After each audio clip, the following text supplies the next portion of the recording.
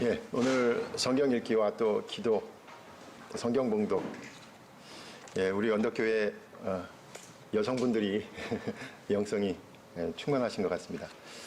특별히 그 시편과 관련해 가지고는 시편 119편이 제가 말씀드린 대로 오늘 그렇게 읽었기 때문에 이제 여러분 성경 한 장 읽는 게 이제 별 문제 아니죠. 성경에서 제일 긴 장을 오늘 읽으셨어요.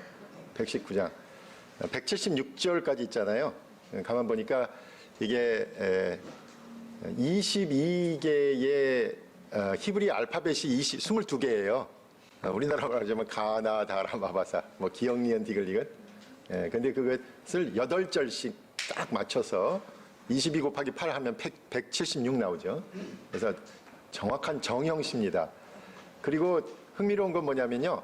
그 8절이 전부 알파벳 첫 자로 시작해요. 첫 8절이. 그래서 우리로 말하자면 가로 계속 시작하는 거고요. 그 다음에 9절부터는 또 나로 전부 시작하는 거예요. 그래서 이걸 히브리어 성경으로 보면 글자 자체가 이거 정형시라는 걸 딱 알 수 있고요. 더군다나 아주 귀한 건 뭐냐면 176절에 매 절에 하나님의 말씀이나 율례나 법도, 그러니까 하나님의 말씀이라고 할 수 있는 절이 176번 등장해요.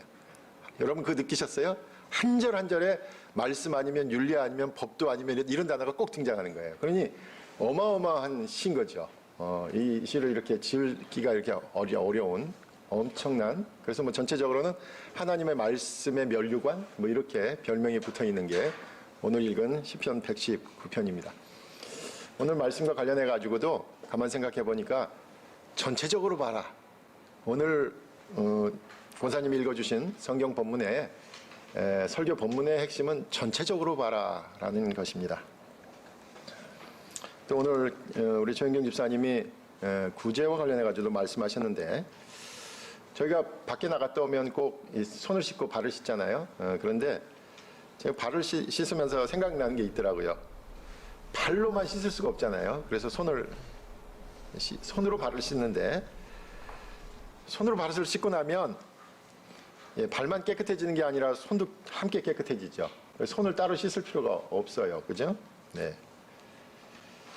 누군가를 돕는 것은 바로 내가 은혜를 받는 것이고 내가 거룩하게 되는 과정입니다. 제가 무슨 요즘 그 연구재단, 한국연구재단의 논문 심사를 의뢰를 받았는데, 그 가운데 하나가 옛날 고대 신학자의 구제에 관한 설교가 많은데, 그 구제가 결국 우리의 영혼을 이롭게 하고 건강하게 한다. 남을 위한 것도 엄밀하게는 나를 위한 것이고 내 영혼이 건강하게 된다라는 내용인 것을 봤습니다. 누가 덕을 베푸는 것이고 누가 은혜를 입는다는 의식 없이, 그런 구분 없이 성령께서 감동을 주실 때에 그대로 행하는 그 믿음이 중요합니다. 오늘 제목을 그래서 성령을 받으라라는 예수님 말씀을 그대로 적용해 봤습니다.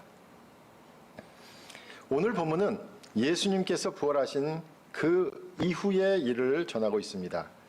19절에서 이날 곧 안식 후 첫날 저녁 때라고 말하면서 시작합니다. 이날은 바로 주님께서 부활하신 날입니다. 그리고 그날이 안식 후 첫날이니 바로 현재의 주일에 해당한다는 것을 알 수 있습니다. 그렇다면 본문의 사건은 주님께서 부활하신 그날 저녁에 있었던 일입니다. 이렇게 주님께서 부활하신 그날 저녁의 일을 전하고 있는 것은 요한복음만의 특징입니다. 자신들이 따르던 예수님에게 예수님께서 당한 일을 생각하면 유대인 종교 지도자들이 자신들에게도 어떤 도발을 할지 알 수 없었기에 제자들은 다른 유대인들을 무서워했을 것입니다. 그래서 제자들은 자신들이 있는 장소가 밖으로 알려지지 않도록 문을 잠궜습니다.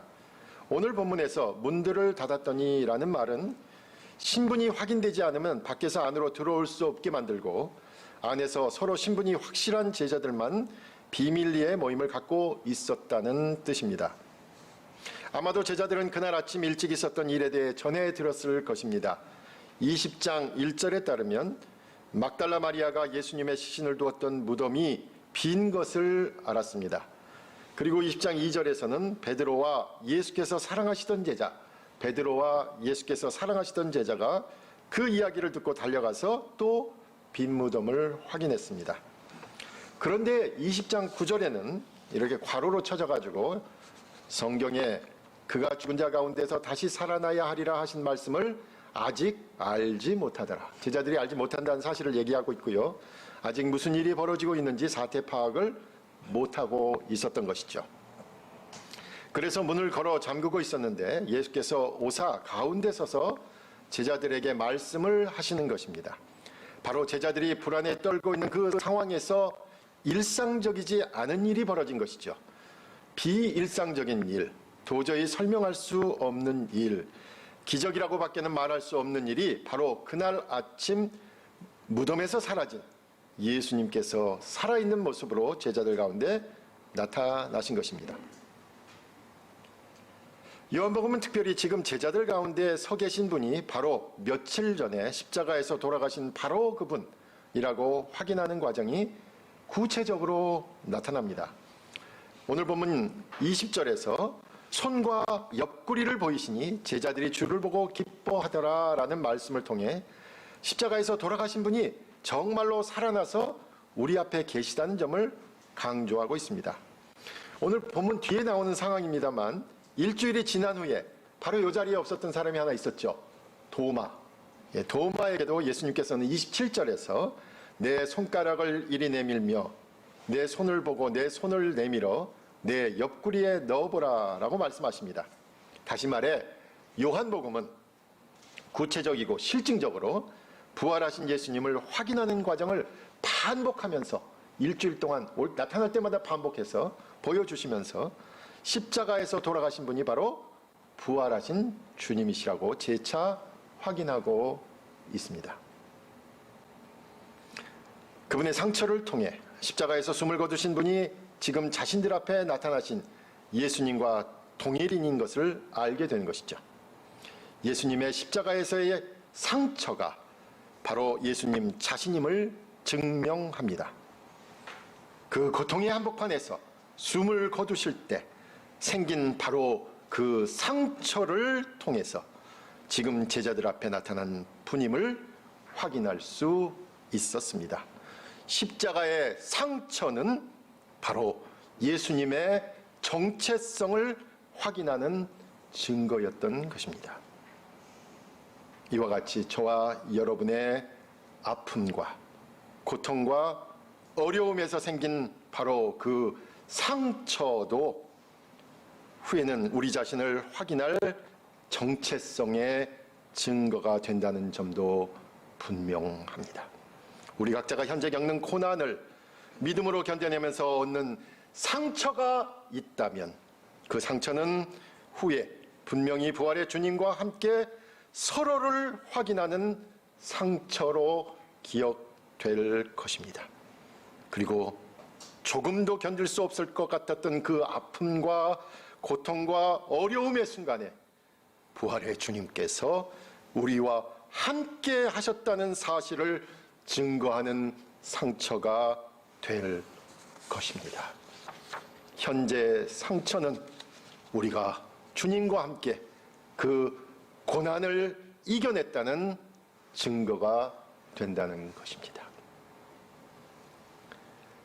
부활하신 주님께서 그 자리에 함께 모인 사람들에게 주신 것이 있다는 점을 오늘 본문은 하나씩 나열하고 있습니다. 본문은 부활하신 주님께서 두려움과 공포에 떨고 있는 제자들에게 허락하신 것이 세 가지라고 말하고 있습니다. 첫째는 부활하신 주님께서는 제자들에게 평강을 주셨습니다. 즉 평화를 허락하셨습니다. 불안과 공포에 떨고 있는 제자들에게 처음 나타났을 때 예수님께서 하신 말씀은 19절 마지막에 너희에게 평강이 있을지어다 라는 말씀이었습니다. 그런데 이 말씀은 사실 유대인들이 만나면 서로에게 건네는 일반적인 인사입니다. 샬롬, 바로 샬롬이라는 말입니다. 19절의 상황에서 너희에게 평강이 있을지어라는 말은 사실 당시에 그 인사 그 이상은 아니었을 것으로 제자들은 느꼈을 겁니다. 제자들의 입장에서 생각하면 아침에 무슨 일이 있었습니까? 예수님의 무덤이 비었다는 것을 확인했지요. 그래서 도무지 어찌된 상황인지 모르는데 또 지금은 문을 닫아서 자신들만 있다고 생각한 공간 그 한가운데 예수님께서 나타나셨으니까 제자들은 정말로 무슨 일이 벌어지고 있는지 모르는 상황이었을 것입니다. 그래서 19절에서 예수님께서 너희에게 평강이 있을지어다 라고 말씀하신 것으로 제자들에게 실제적인 평강을 일으키지는 못했을 것입니다. 19절의 말씀은 그저 일상적인 인사로만 들렸을 것입니다. 그런데 20절에서 이 말씀과 함께 예수님께서 자신의 손과 옆구리에 상처를 보이시는 순간 제자들은 주님께서 십자가에서 당한 그 상처들을 보면서 정말로 살아나신 주님을 확인하였고 이제서야 그들 가운데 마음이 진정되고 안정되면서 그 불안하고 두려움에 떨었던 마음이 풀리는 것을 느꼈을 것입니다. 그리고 나서 21절에서 다시 예수께서 또 이르시되 너희에게 평강이 있을지어다 라고 말씀하실 때는 이제서야 실제적으로 평안이 제자들의 마음 가운데 퍼진 것을 느낄 수 있었을 것입니다. 이제야 자신들이 지금 가장 두려워하는 것이 무엇인지를 알게 되었고 그리고 그 두려움을 이길 수 있다는 것도 알게 된 것이죠. 제자들이 그토록 두려워한 것은 바로 예수님이 당한 것과 같은 죽음의 두려움이었을 것입니다. 자신들도 예수님과 같은 십자가와 같은 죽음의 시련이 도사리고 있다는 것이죠. 그런데 죽음을 이기신 주님께서 자신들에게 직접 손과 옆구리의 상처를 보이는 순간 바로 그 죽음을 이기신 분과 함께 평강을 얻을 수 있었던 것입니다.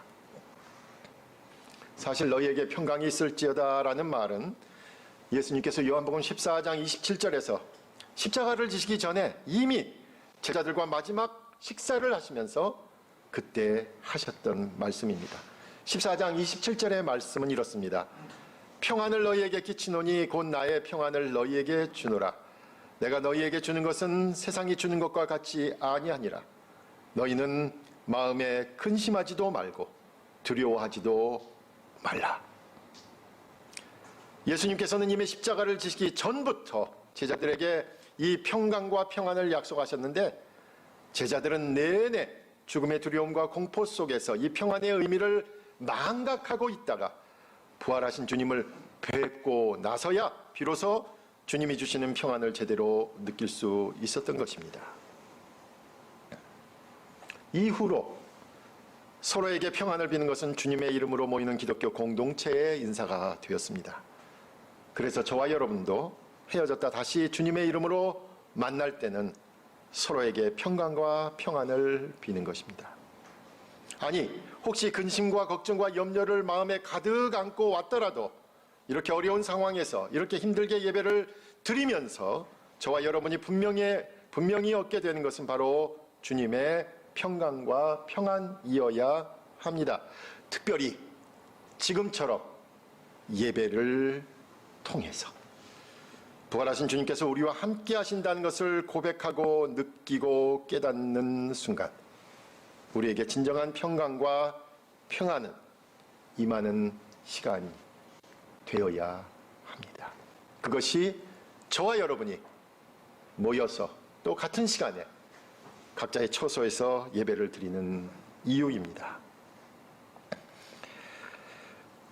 두 번째로 부활하신 주님께서는 제자들에게 성령을 허락하셨습니다. 22절에서 그들을 향하사 숨을 내쉬며 이르시되 성령을 받으라고 말씀하신 것에서 알 수 있습니다. 사실 이 본문은 무언가 시간의 흐름을 의식하는 사람에게는 혼란스러운 본문이지요. 왜냐하면 성령은 사도행전 2장에 나오잖아요. 오순절날, 그러니까 시간으로 얘기하자면 예수님께서 부활하시고 50일 있다가 그러고 나서 일어나는 사건이지 않습니까? 그것도 의사이면서 역사가인 누가가 사도행전에서 증언했듯이 오순절날 성령 강림이 이루어졌다는 증언에 대해서 오늘 본문을 기록한 요한은, 특히 요한복음은 사실 아무런 관심이 없어요.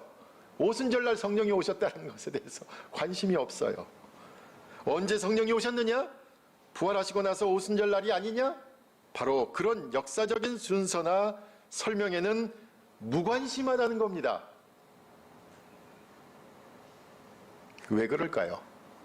요한복음은 오히려 왜 부활하신 예수님께서 성령을 언급하셨을까?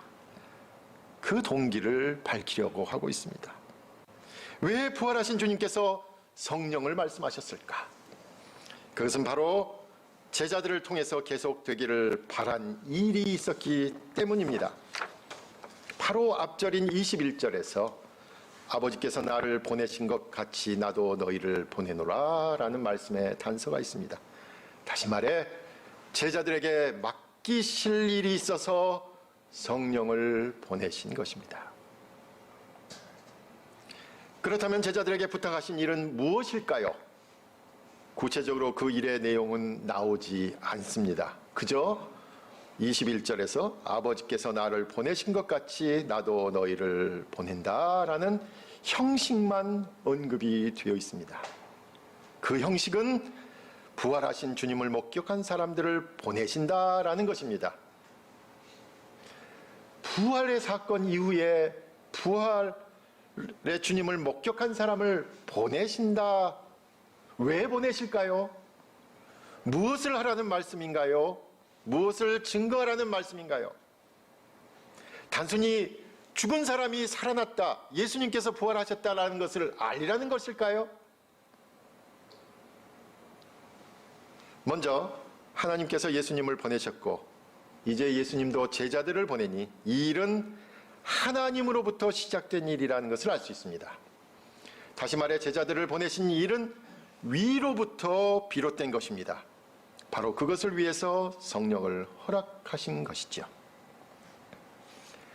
예수님께서 그들을 향하여 숨을 내쉬며 성령을 받으라라고 이 말씀은 어디 많이 듣는 것이 연상돼요. 바로 창세기 2장 7절에 여호와 하나님이 땅의 흙으로 사람을 지으시고 생기를 그 코에 불어 넣으시니 사람이 생명이 된지라. 그 말씀과 대꾸를 이룹니다. 창세기의 말씀과 오늘 요한복음의 말씀. 생명을 통해서 하나님께서 인간을 창조하셨듯이 성령을 통해서 이제 새로운 인간으로 지음을 받는다는 것입니다. 그러므로 성령을 통해서 하나님의 창조 사역을 계속할 것이라는 의지의 표현이지요. 하나님의 영, 사람을 살리는 영, 인간을 살아가게 하는 영을 통해서 제자들은 이제야 하나님의 마음을 이해하게 되는 것이죠. 그래서 하나님께서 세상 처음부터 하고자 하신 바로 그 일이 이제 예수님을 통해서 계속되었고 이제 또 성령을 통해 제자들을 통해서 계속될 것이라고 말씀하신 겁니다. 그렇게 제자들이 하나님의 마음을 이해하게 되는 것은 바로 성령을 통해서 가능하게 되는 것이며 바로 하나님으로부터 위로부터 시작된 일인 것입니다. 제가 요즘 우리 언덕교회 성도님들을 만날 때 가끔 하는 말씀이 있어요. 세상을 살리는 일에 함께 해야 된다라는 그런 마음이 요즘 많이 든다고 그렇게 말씀을 나눴어요. 지난주 성경 공부할 때도 그렇고요. 특별히 오늘 안 오셨습니다만 우리 백승호 집사님 뵐 때마다 우리가 살고 있는 이 세상을 하나님의 창조의 목적에 맞게 잘 관리하여 우리의 자녀들에게 물려주는 일에 관심을 기울여야 한다라고 생각합니다. 당장의 경제적인 이득에 안달할 것이 아니라 창조 세계를 지키는 일에 더 관심을 갖고 조금은 불편을 감수하는 훈련을 하고 작은 일부터 실천하는 신앙 공동체가 되었으면 좋겠다라는 생각이 듭니다. 첫 번째는 평강을 주셨다라고 말씀드렸고요. 두 번째는 성령을 주셨다라고 말씀드렸습니다. 그리고 마지막으로 셋째는 부활하신 주님께서는 제자들에게 용서를 허락하셨습니다.